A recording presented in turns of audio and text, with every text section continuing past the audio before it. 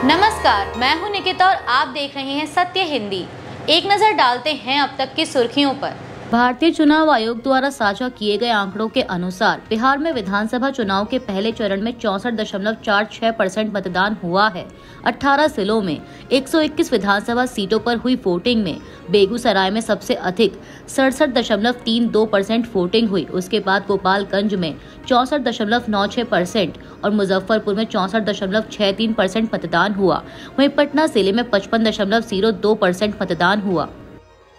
बिहार के उप मुख्यमंत्री विजय कुमार सिन्हा ने आरोप लगाया कि लखीसराय में उनके काफिले पर गुरुवार को हमला हुआ। हालांकि जिला अधिकारी मिथिलेश मिश्रा ने कहा कि इसे हमला कहना सही नहीं होगा। उन्होंने बताया कि डिप्टी सीएम जब एक गांव में पहुंचे तो वहां के लोगों ने विरोध किया और नारेबाजी की। गाड़ी पर गोबर फेंका गया, लेकिन कोई तोड़फोड़ या शारीरिक हमला नहीं हुआ। डीएम के अनुसार गांव में सड़क नहीं बनी थी, जिससे लोगों में आक्रोश था और उन्होंने विरोध जताया। डीएम ने बताया कि मतदान प्रक्रिया शांतिपूर्ण रही और इस घटना को लेकर केवल मौखिक शिकायत दर्ज कराई गई है। प्रत्यक्षदर्शियों के बयान के आधार पर जांच जारी है। बता दें कि उप मुख्यमंत्री सिन्हा ने इस हमले का आरोप आरजेडी पर लगाया है। बिहार के उप मुख्यमंत्री विजय कुमार सिन्हा के काफिले पर कथित हमले के मामले में कांग्रेस नेता पवन खेड़ा ने प्रतिक्रिया दी है। पवन खेड़ा ने कहा कि प्रशासन तो उन्हीं का है। हम बार बार कह रहे हैं कि आपका गुंडा राज चल रहा है, अब इसको खत्म करना है। आज उस गुंडा राज का शिकार आप खुद हो गए, क्योंकि लोगों का भी गुस्सा है। पवन खेड़ा ने कहा कि हम हिंसक प्रतिरोध या विरोध के खिलाफ हैं, क्योंकि हम ऐसी पार्टी हैं जिसने बिना हिंसा के विरोध करके अंग्रेजों को भगा दिया। तो हम हिंसा के खिलाफ हैं, लेकिन विरोध तो है। जब आप विरोध के सारे दरवाजे बंद कर देंगे तो जाहिर सी बात है कि सड़क पर गुस्सा दिखेगा, जो आज दिखा। दिल्ली के जवाहरलाल नेहरू यूनिवर्सिटी यानी जेएनयू के छात्र संघ चुनाव में एक बार फिर वामपंथी संगठनों ने जोरदार जीत दर्ज की है। चारों प्रमुख पदों पर लेफ्ट गठजोड़ के उम्मीदवारों ने बाजी मारी है। अध्यक्ष पद पर लेफ्ट की अदिति मिश्रा ने एबीवीपी के विकास पटेल को हराकर जीत हासिल की। उपाध्यक्ष पद पर के गोपिका ने एबीवीपी के तान्या कुमारी को मात दी, जबकि महासचिव पद पर सुनील यादव ने एबीवीपी के राजेश्वर कांत दुबे को पराजित किया। संयुक्त सचिव पद पर भी लेफ्ट के दानिश अली ने अनुज तमारा को शिकस्त दी। पिछले वर्ष एबीवीपी ने एक दशक बाद संयुक्त सचिव पद जीतकर वापसी की थी, लेकिन इस बार वह फिर से पीछे रह गई। 2015 के बाद से जेएनयू छात्र संघ में वामपंथ का दबदबा लगातार बना हुआ है। इस चुनावी नतीजे ने एक बार फिर साबित कर दिया है कि कैंपस में लेफ्ट का मजबूत जनाधार कायम है और एबीवीपी की पिछली जीत सिर्फ एक अस्थायी सफलता थी। कोलकाता हाईकोर्ट ने गुरुवार को भारत के चुनाव आयोग को निर्देश दिया कि वह जनहित याचिका पर हलफनामा दाखिल कर अपनी स्थिति स्पष्ट करे। इस याचिका में सवाल उठाया गया है कि मतदाता सूचियों का विशेष गहन पुनरीक्षण यानी एसआईआर 2002 की लिस्ट के आधार पर क्यों किया जा रहा है। चुनाव आयोग इस समय पश्चिम बंगाल सहित 12 राज्यों में एसआईआर प्रक्रिया चला रहा है, जहां 2026 के मध्य से पहले विधानसभा चुनाव होने हैं। कार्यवाहक मुख्य न्यायाधीश सुजॉय पॉल और न्यायमूर्ति पार्थ सारथी सेन की बेंच ने आयोग को 19 नवंबर तक जवाब दाखिल करने को कहा है। आयोग की वकील अनामिका पांडे ने कहा कि यह मुद्दा पहले से ही सुप्रीम कोर्ट में लंबित है, इसलिए याचिका विचारणीय नहीं है। वहीं याचिकाकर्ताओं ने बूथ स्तरीय अधिकारियों यानी बीएलओ को पर्याप्त सुरक्षा देने की भी मांग की है, क्योंकि उन्हें मैदान में डर और दबाव का सामना करना पड़ रहा है। दिल्ली हाईकोर्ट ने पतंजलि आयुर्वेद के च्यवनप्राश विज्ञापन पर कड़ा रुख अपनाते हुए पूछा कि कंपनी अपने प्रतिद्वंदी उत्पादों को धोखा कैसे कह सकती है। न्यायमूर्ति तेजस करिया की बेंच ने कहा कि तुलना करने वाले विज्ञापन की अनुमति है, लेकिन किसी ब्रांड को दूसरों का अपमान करने का अधिकार नहीं है।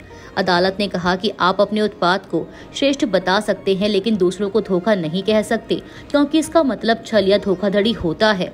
अदालत ने पतंजलि से किसी अन्य शब्द के इस्तेमाल पर विचार करने को कहा। यह मामला डाबर इंडिया की याचिका पर सुनवाई के दौरान उठा, जिसमें पतंजलि के 51 जड़ी बूटियों एक सत्य पतंजलि च्यवनप्राश विज्ञापन को लेकर आपत्ति जताई गई थी। डाबर ने आरोप लगाया कि विज्ञापन से बाजार में भ्रम फैलता है और बाकी ब्रांडों की छवि खराब होती है। पतंजलि ने सफाई दी कि धोखा शब्द का अर्थ छल नहीं, बल्कि साधारण उत्पादों से तुलना करना है। अदालत ने इस पर अपना फैसला सुरक्षित रख लिया है।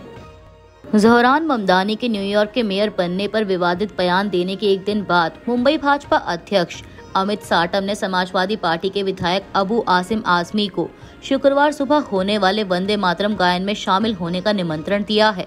साटम ने सोशल मीडिया प्लेटफॉर्म एक्स पर आजमी को टैग करते हुए लिखा, आप सादर आमंत्रित हैं।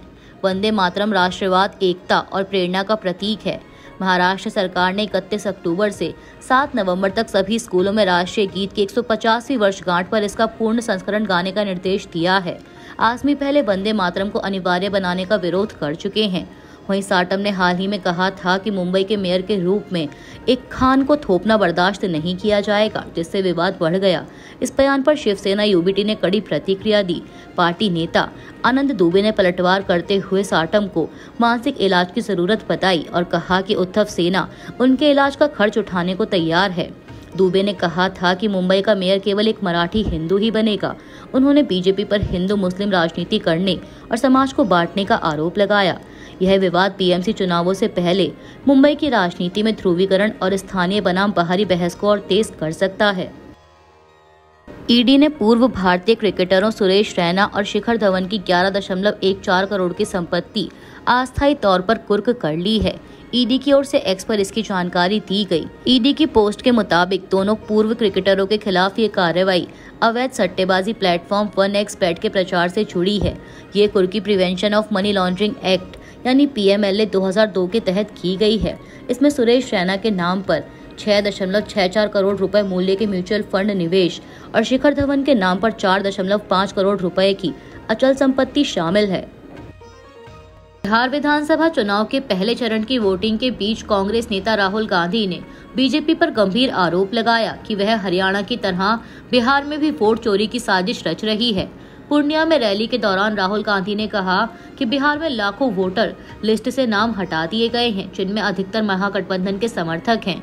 उन्होंने हरियाणा चुनाव का हवाला देते हुए दावा किया कि वहां 25 लाख फर्जी वोट डाले गए और नरेंद्र मोदी, अमित शाह व चुनाव आयोग मिलकर लोकतंत्र को कुचल रहे हैं। राहुल ने आरोप लगाया कि बीजेपी ऑपरेशन सरकार चोरी चला रही है और चुनाव आयोग जानबूझकर डुप्लीकेट वोटरों की जांच नहीं कर रहा। प्रियंका गांधी ने भी बिहार की जनता से अपील की कि वे वोट चोरी के खिलाफ खड़े हों। उन्होंने कहा कि बीजेपी जेडीयू पैसे देकर वोट खरीदना चाहते हैं, लेकिन जनता को अपने अधिकारों के लिए मतदान करना चाहिए।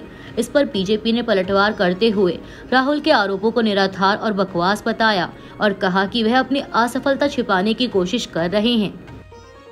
दिल्ली दंगों के आरोपी और जेएनयू के पूर्व छात्र उमर खालिद को जमानत पर राहत अभी नहीं मिली। सुप्रीम कोर्ट ने उनकी याचिका पर सुनवाई फिर टाल दी है। अब अगली सुनवाई 10 नवंबर को होगी। यह मामला अब तक 21 बार स्थगित हो चुका है। उमर खालिद, शर्जील इमाम, गुलफिशा फातिमा और मिरान हैदर 2020 के दिल्ली दंगों के कथित बड़ी साजिश केस में 5 साल से अधिक समय से जेल में है। दिल्ली पुलिस की दलील है कि इन लोगों ने नागरिकता संशोधन कानून यानी CAA के विरोध के नाम पर दंगे भड़काए, जिनमें 53 लोगों की मौत हुई थी। वहीं दूसरी तरफ गुजरात हाईकोर्ट ने रेप के दोषी आसाराम की सजा 6 महीने के लिए निलंबित कर दी है। अदालत ने राजस्थान हाईकोर्ट के आदेश का हवाला देते हुए कहा कि आसाराम की खराब सेहत और उम्र को देखते हुए यह राहत दी गई है। हालांकि पीड़िता के वकील ने इस फैसले पर कड़ा विरोध जताया और कहा कि पेश किए गए मेडिकल सर्टिफिकेट में उनकी हालत गंभीर नहीं बताई गई। फिलहाल आसाराम 6 महीने तक जेल से बाहर रहेंगे। महाराष्ट्र के मुख्यमंत्री देवेंद्र फडणवीस ने उप मुख्यमंत्री अजीत पवार के बेटे पार्थ पवार से जुड़े पुणे जमीन सौदे में अनियमितताओं के आरोपों की जांच के आदेश दिए हैं। सरकार ने इस मामले में एक उप पंजीयक को निलंबित किया है और 3 सदस्यीय जांच कमेटी बनाई है। बताया जा रहा है कि उप पंजीयक कार्यालय ने मई में पार्थ पवार की कंपनी अमेडिया एंटरप्राइजेस LLP को मुंदवा इलाके में 300 करोड़ मूल्य की 40 एकड़ जमीन के पंजीकरण के दौरान 21 करोड़ का स्टाम्प शुल्क माफ कर दिया था। यह जमीन कोरेगांव पार्क के पास स्थित है। राजस्व मंत्री चंद्रशेखर बावनकुले ने कहा कि समिति यह देखेगी कि स्टाम्प शुल्क में छूट कानूनी रूप से दी गई थी या नहीं। यह जमीन महार वतन श्रेणी की है जो विशेष कानूनों के तहत आती है। पंजीकरण एवं स्टाम्प विभाग के प्रमुख ने बताया कि समिति 10 दिनों में रिपोर्ट देगी। वहीं पार्थ पवार ने इस मामले पर कोई टिप्पणी नहीं की है। पाकिस्तान के कब्जे वाले कश्मीर यानी POK में एक बार फिर विरोध प्रदर्शनों की लहर उठी है, जिसकी अगुवाई अब जनरेशन Z यानी युवाओं और छात्रों ने की है। शिक्षा सुधार और बढ़ी हुई फीस के खिलाफ शुरू हुआ यह आंदोलन अब पाकिस्तान की शहबाज शरीफ सरकार के खिलाफ गुस्से में बदल गया है। शुरुआत में प्रदर्शन शांतिपूर्ण थे, लेकिन तब हिंसा भड़क गई जब मुजफ्फराबाद में एक अज्ञात व्यक्ति ने छात्रों पर गोली चला दी, जिससे एक छात्र घायल हो गया। इसके बाद छात्रों ने आगजनी और नारेबाजी शुरू कर दी। थी। विरोध का मुख्य मुद्दा बढ़ी फीस और ई मार्किंग सिस्टम है, जिससे छात्रों को असामान्य रूप से कम अंक मिलने की शिकायत है। वे पुनर्मूल्यांकन शुल्क माफ करने की मांग कर रहे हैं। इस आंदोलन को जॉइंट अवामी एक्शन कमेटी का समर्थन मिला है, जिसने पहले भी भ्रष्टाचार और सेना की ज्यादतियों के खिलाफ प्रदर्शन किया था। यूके में अब इंटरनेट बंद है, लेकिन ये प्रदर्शन नेपाल, बांग्लादेश और श्रीलंका जैसे देशों में हुए युवा आंदोलनों की याद दिला रहे हैं। वरिष्ठ बीजेपी नेता और पूर्व केंद्रीय मंत्री आर.के. सिंह ने बिहार में 62,000 करोड़ के बिजली घोटाले का आरोप दोहराया है, जिसका संबंध अडानी पावर से बताया जा रहा है। आर.के. सिंह ने कहा कि राज्य सरकार ने अडानी समूह से 25 साल के लिए 6.075 प्रति यूनिट की दर से बिजली खरीदने का समझौता किया है, जिससे जनता पर भारी बोझ पड़ेगा। उन्होंने दावा किया कि इससे अडानी को 25 साल में 62,000 करोड़ से अधिक का फायदा होगा और इसे पावर डील की आड़ में धोखाधड़ी बताया। आर.के. सिंह ने कहा कि हम गाय बकरी नहीं हैं जो चुप रहें, कोई अपराधी है तो बोलेंगे। उन्होंने मांग की कि ऊर्जा मंत्री, वित्त मंत्री और जेडीयू के नेता जांच के दायरे में आए और सीबीआई जांच कराई जाए। सिंह ने यह भी कहा कि अगर अडानी मुकदमा करना चाहते हैं तो करें, हम लड़ लेंगे। यह विवाद ऐसे समय में सामने आया है जब बिहार में चुनाव का माहौल गर्म है। बीजेपी ने ना तो आर.के. सिंह के आरोपों का खंडन किया है और ना ही कार्रवाई की है, जबकि अडानी समूह भी अब तक इस पर चुप है। अभी के लिए इतना ही। बाकी की देश दुनिया की बड़ी खबरों के लिए जुड़े रहिए सत्य हिंदी के साथ।